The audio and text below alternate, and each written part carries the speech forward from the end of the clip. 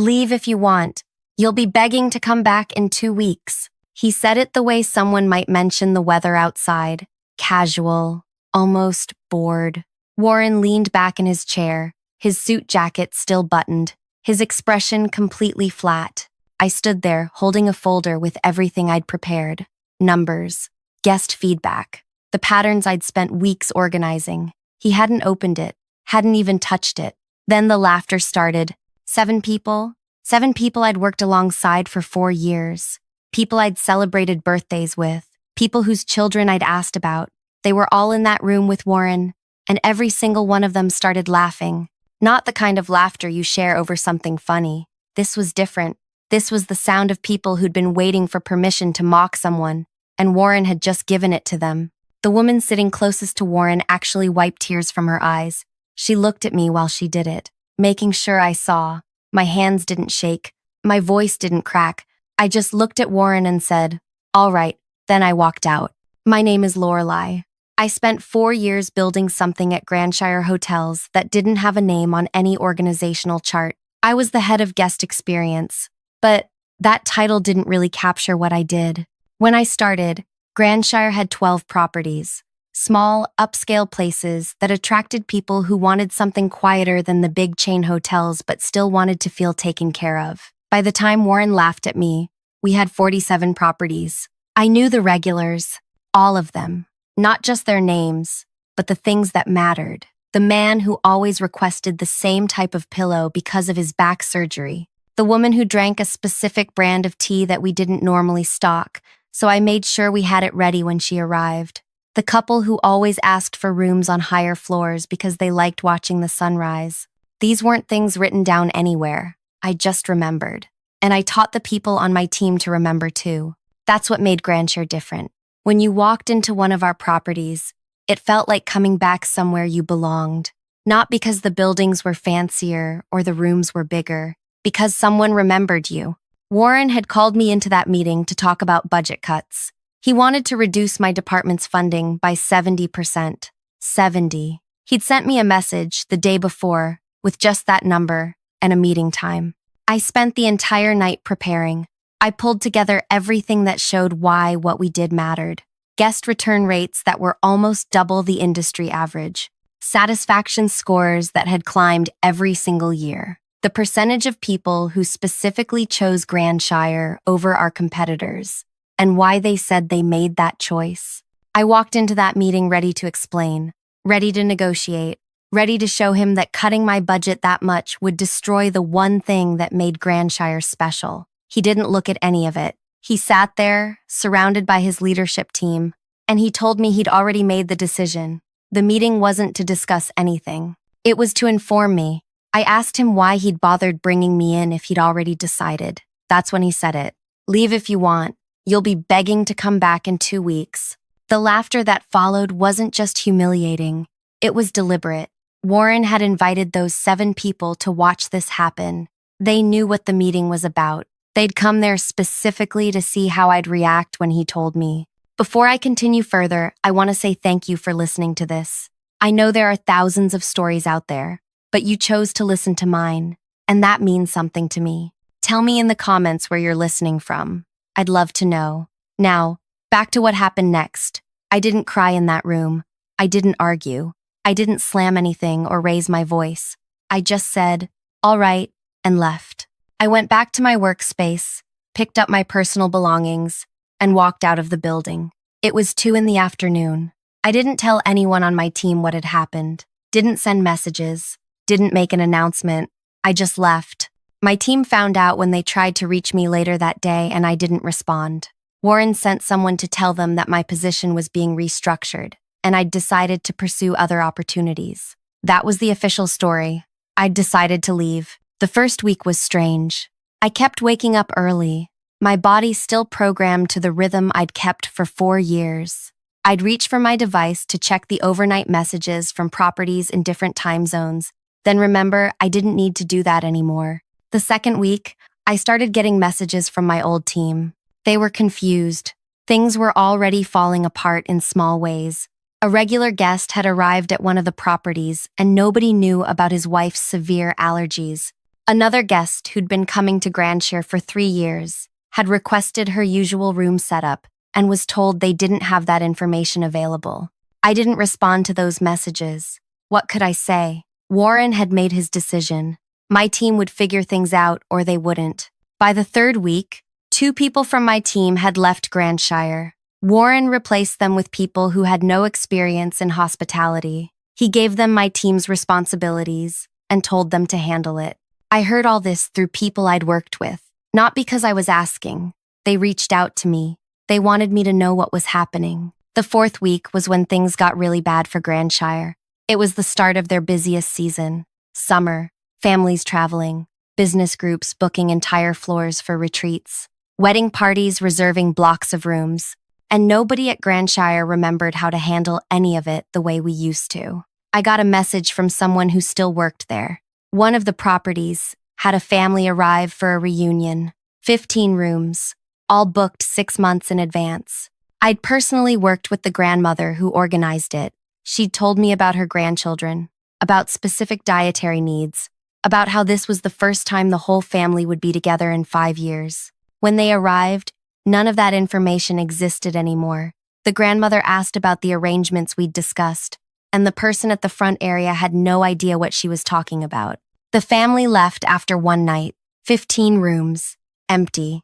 The grandmother apparently stood in the lobby and said, "This isn't Grandshire anymore." That wasn't the only incident.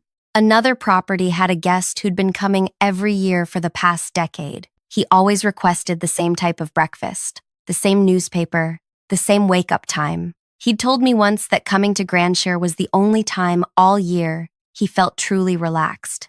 He checked in and nothing was how he remembered. Nobody knew his preferences. He didn't complain. He just didn't come back the next year. Warren hired 3 different people to try to do what I used to do. I heard about each of them through people who'd stayed in touch with me. The first one lasted 3 weeks. The second one made it to 5 weeks. The third one quit after 2 weeks. None of them could figure out how to recreate what I'd built, because it wasn't about having the right title or the right instructions. It was about genuinely caring about the people who walked through those doors, about remembering them, about making them feel like they mattered. You can't fake that. You can't train someone to care. Either they do or they don't. By the 3rd month, Grandshire's guest return rate had dropped by 38%. People weren't just choosing other hotels. They were writing online about their experiences. Long, detailed posts about how Grandshire had changed, how it used to feel like home and now felt like anywhere else. One post I read said, "Grandshire lost its soul. Warren tried to fix it."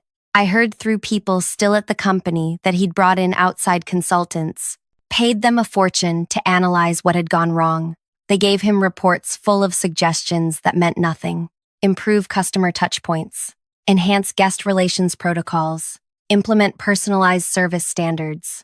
All words that meant nothing, because what Grandshire had lost couldn't be bought or implemented. It was gone. And then something happened that Warren never saw coming. His daughter was getting married. Her name was Colette. I'd met her twice.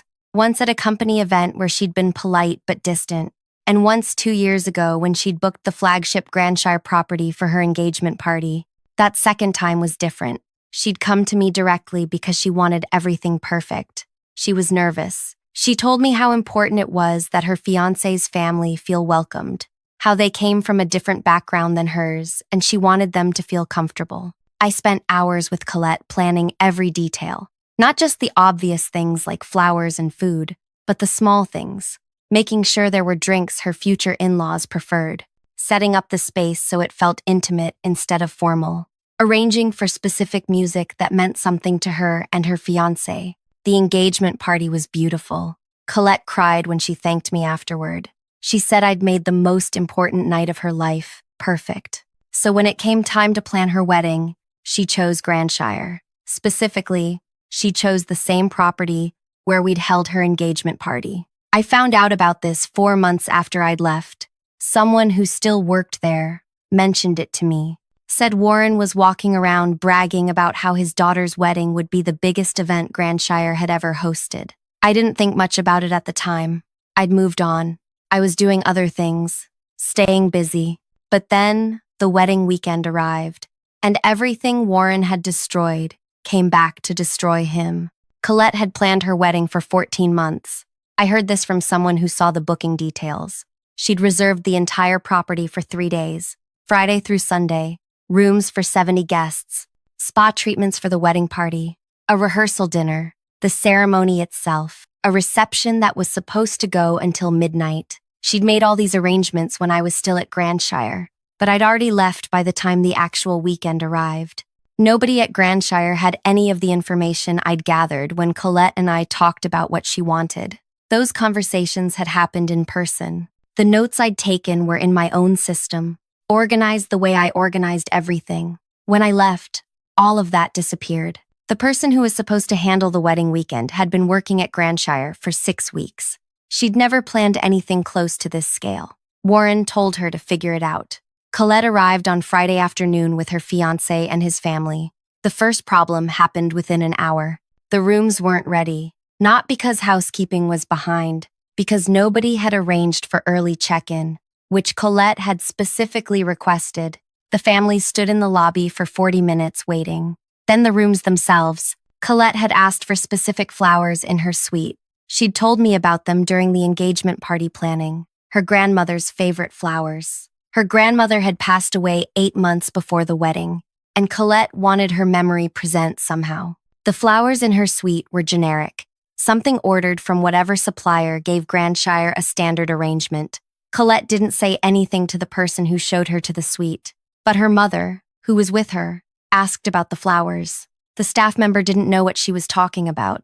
That evening was the rehearsal dinner. Colette's future in-laws had dietary restrictions, religious restrictions. I'd spent time learning exactly what they could and couldn't eat because Colette had been so worried about making them comfortable. The kitchen served food they couldn't eat. When Colette's fiancé quietly mentioned this to someone on the staff, they acted like it was the first they'd heard of it. They brought out alternate dishes, but the damage was done. The fiancé's parents sat there barely eating while everyone else enjoyed the meal. Colette smiled through it. She was good at hiding when she was upset, but I would have seen it. The people working that weekend didn't know her. They had no idea. Saturday was worse. The wedding party had spa appointments scheduled for the morning. Colette had been specific about what she wanted, certain treatments, certain products, things that mattered to her. When she and her bridesmaids arrived at the spa, nothing was available. The spa didn't have the treatments booked. They offered alternatives, but they weren't what Colette had asked for, what she'd planned for, what she'd been looking forward to for months. One of her bridesmaids apparently got upset on Colette's behalf, started arguing with the spa manager. Colette had to calm her down. On her wedding day, she had to manage someone else's frustration about things that should have been handled. The ceremony itself went fine. That was happening outside, and Colette had hired her own coordinator for that part. But the reception revealed more cracks. The music wasn't right. Not the volume or the timing. The actual songs. Colette had given Grandshire a list of specific songs that meant something to her and her fiancé. Songs from when they first met. Songs they danced to. Songs that told their story. The person managing the music didn't have that list. They played generic reception music. Colette kept requesting specific songs, and the DJ kept saying he didn't have them queued up. Her fiancé tried to make jokes about it, tried to keep things light, but Colette's smile was getting harder to maintain. Then there was the food timing. The kitchen brought out dishes at the wrong intervals, served dessert before some people had finished their main course. Small chaos that added up. By the end of the night, Colette was exhausted. Not the good kind of exhaustion from celebrating, the kind that comes from trying to hold something together that keeps falling apart. Sunday morning, during the farewell breakfast, Colette's mother said something to Warren. I heard about this conversation from 3 different people, so I know it happened. She told him that the weekend had been a disappointment, that Colette had been looking forward to getting married at Grandshire because of how perfect the engagement party had been. And this wasn't the same experience at all. Warren apparently made excuses, said they'd had some staffing changes, said they were working through growing pains, said it wasn't that bad. Colette's mother looked at him and said, "Your daughter cried in her room last night, on her wedding night, because 1,000 small things went wrong at your hotels. That's when Warren started to understand what he'd done. But he still didn't fully get it. Not yet. The calls to me started that afternoon. Sunday afternoon, while Colette and her new husband were supposed to be enjoying their last few hours before leaving for their honeymoon. My device showed Warren's name. I didn't answer. He called again an hour later. Then again. Then again. I turned off notifications from his number. Over the next week, he called me 17 times. Left messages that got progressively more desperate. The first few were professional, asking if I'd be open to discussing opportunities at Grandshire, saying he'd reconsidered some previous decisions. By the 10th message, his tone had changed. He said there had been some issues during an important event, said he realized they needed someone with my specific experience, asked if we could talk. I deleted every message without listening to the whole thing. Then I started getting calls from other numbers. People from Grandshire's leadership team, the same people who'd laughed in that room. They left messages too, also asking me to call back, to consider returning. I blocked every number. 2 weeks after the wedding, Warren showed up at my building. I was coming back from getting groceries. He was standing outside the entrance. He looked different, older somehow, tired. "I need to talk to you," he said. I shifted the bags in my arms. "No, you don't. Please, just 5 minutes. You had 4 years to talk to me. You chose to laugh instead." I walked past him toward the door. He followed. "Colette won't speak to me," he said. I stopped, turned around. "My daughter won't answer when I call. She won't see me. Her husband's family thinks I humiliated them on purpose.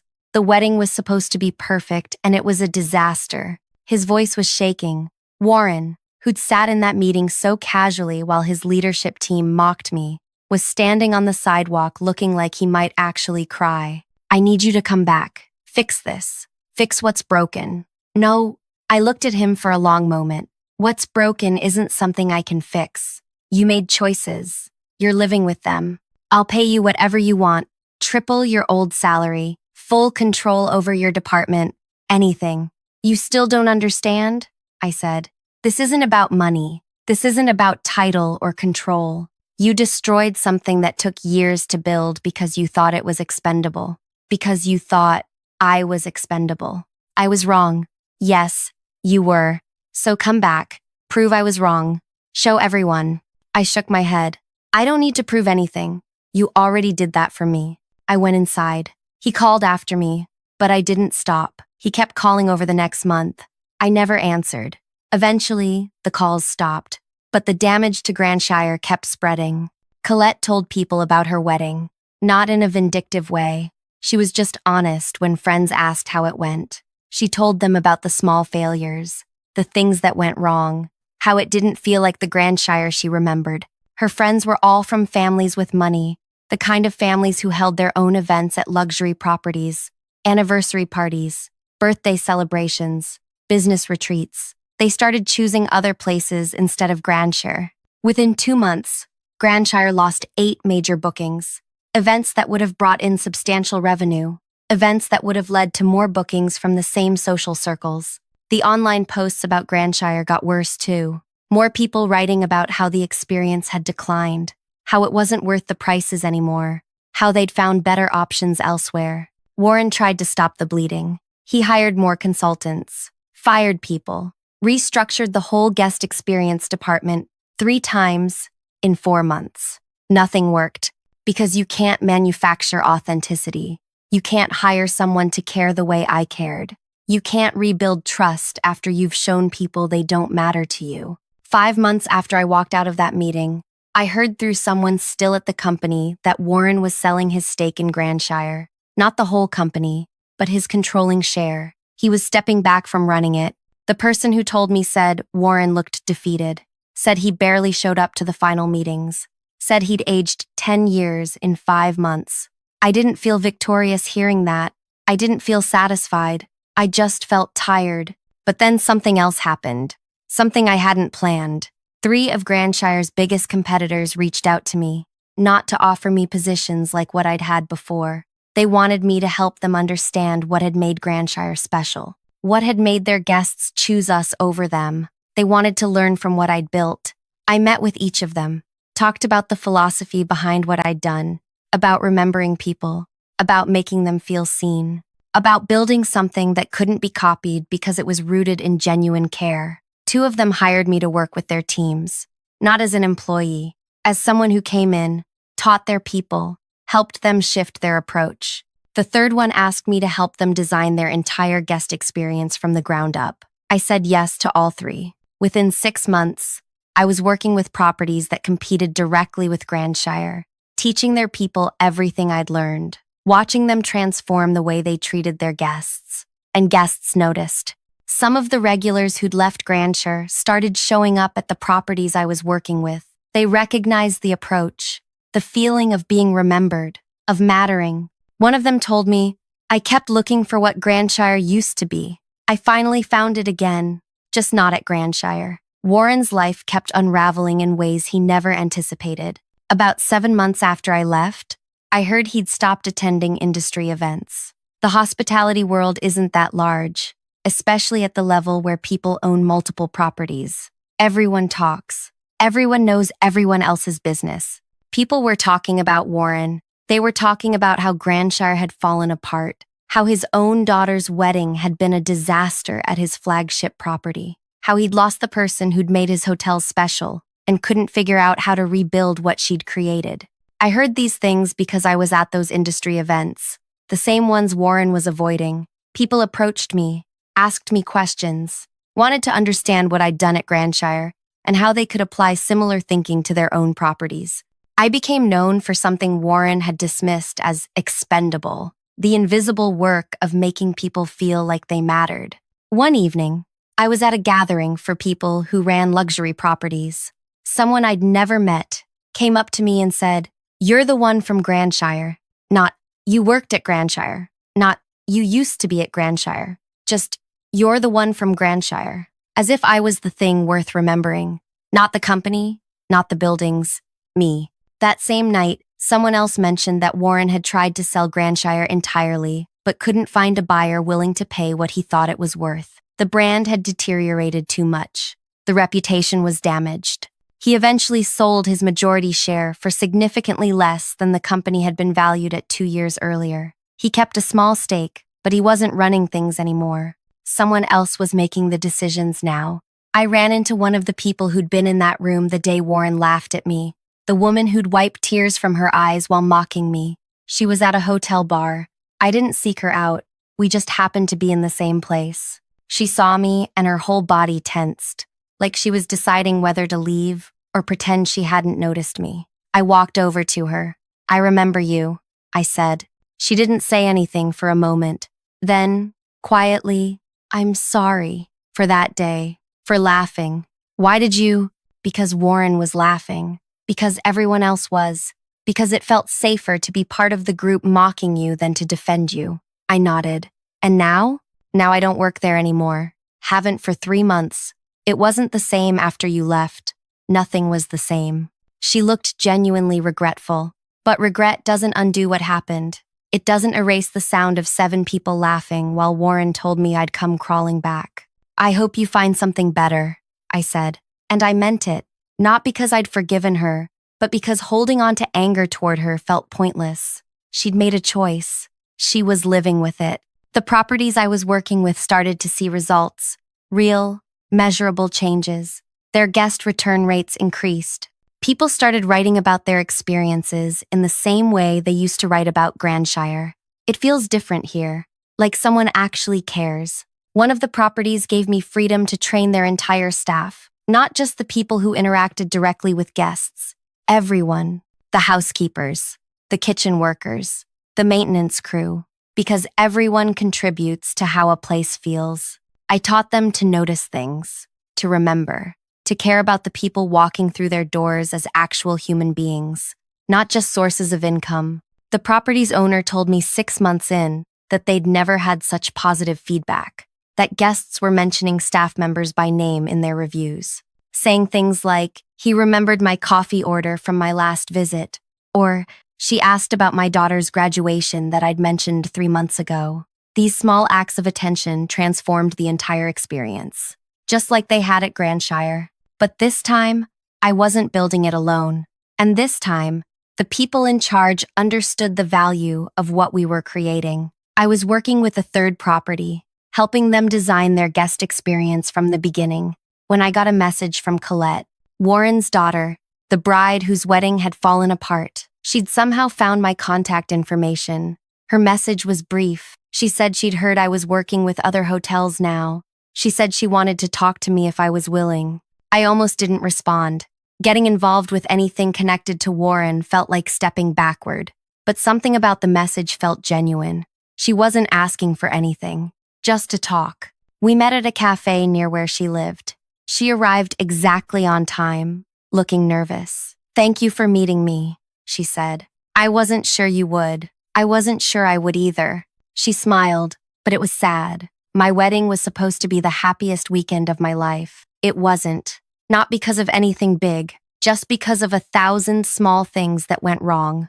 I heard. My father told me later that you'd left, that you were the person who'd made my engagement party so perfect, that you'd been planning to handle the wedding before you left the company. I didn't say anything. He never told you I specifically requested you for the wedding, did he? That surprised me.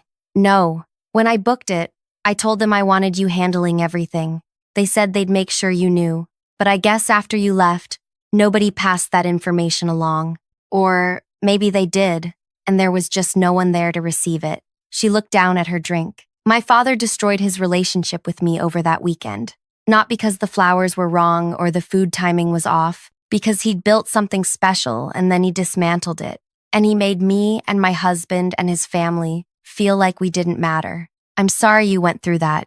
I'm not telling you this to make you feel bad. I'm telling you because I want you to know that what you built at Grandshire mattered to people. It mattered to me. And watching it fall apart showed me how rare it is to find places that actually care. She paused. My father knows he ruined everything. He won't say it directly, but I can see it. He looks hollow now, like he's realized too late that some things can't be fixed. Do you talk to him? Sometimes, not often. He apologizes every time. But apologies don't undo what happened. We talked for another hour. She told me about her marriage, about her life, about how that weekend had taught her what to value. She said she and her husband specifically looked for hotels now that felt personal, that felt like someone was paying attention. "You're still creating what you created at Grandshire," she said before we parted. "Just somewhere else.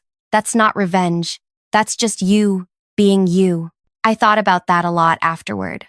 About whether what I'd done was revenge or just survival, just rebuilding in a new place. Maybe it was both. A year after I left Grandshire, one of the properties I was working with offered me a partnership, not employment, actual ownership stake. They said I'd fundamentally changed how they thought about their guests, and they wanted me invested in the long-term success. I said yes.